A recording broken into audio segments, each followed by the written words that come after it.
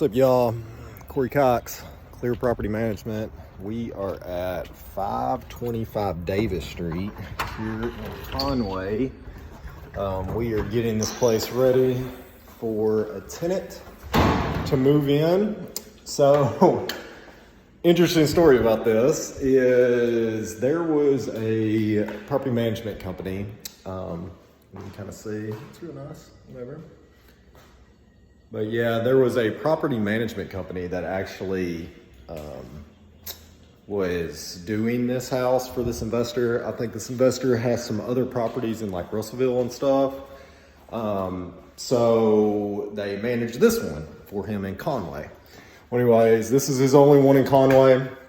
Needless to say, this investor wasn't too happy with them. He reached out to me earlier this month and kind of went over just the fees and stuff like that. Oh yeah, that's nice. See, I always love fans that have two different types of lighting.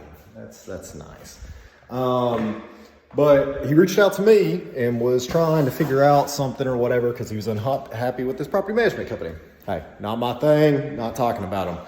But I went through it. We got under contract, I think on June 17th. And we did it. So I was sitting there going back and forth, blah, blah, blah. And next thing you know, I pull up and I was going to come over here. I was going to try to just kind of make sure everything was cleaned up and stuff like that because I was about to place a tenant in here. And then next thing you know, come to find out, the other property management company was not aware that, oh, we got some creepers going on, was not aware that they had talked to me. The owner said that he had talked to them and kind of told them, hey, I'm not working with y'all anymore, blah, blah, blah. Well, anyways, so I arrive and I come in here. It was like really early in the morning. I'm an early bird. Came in here, and as soon as I opened that front door right there, I come in there, and on that table right there, it's actually right there, was a lease that wasn't signed yet, but they were preparing to sign that day. The potential tenant was going to come in, this other property management company was going to sign them, and they were not under contract with the owner. So anyways, I try and reach out to the owner. He, of course, is out of country, so his phone's off. I can't get a hold of him, which was pretty funny. And next thing you know, or whatever, so I kind of went back and forth with my broker. Hey, what do we need to do? Blah, blah, blah. And so I reach out to the property management company.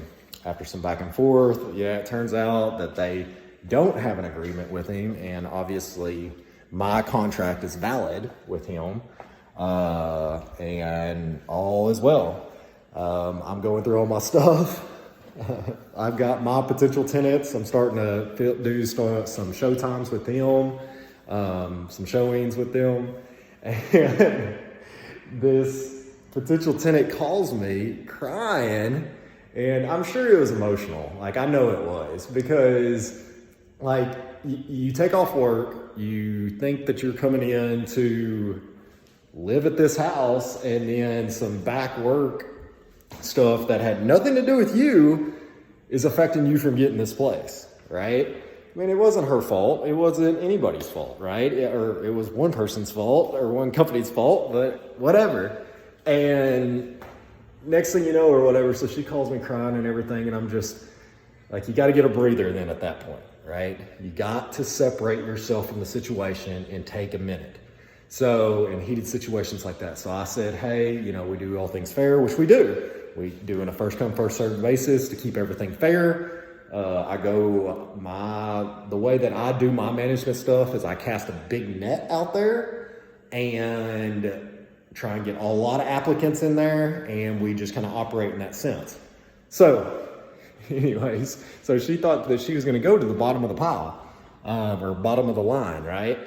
And I mean, it is what it is. So anyways, so I call, long story short, I call the owner. The owner emails me randomly that I had emailed him like a few days ago. He emails me back, and I said, hey man, I'm trying to get a hold of you. Your phone's off. I can't get a hold of you.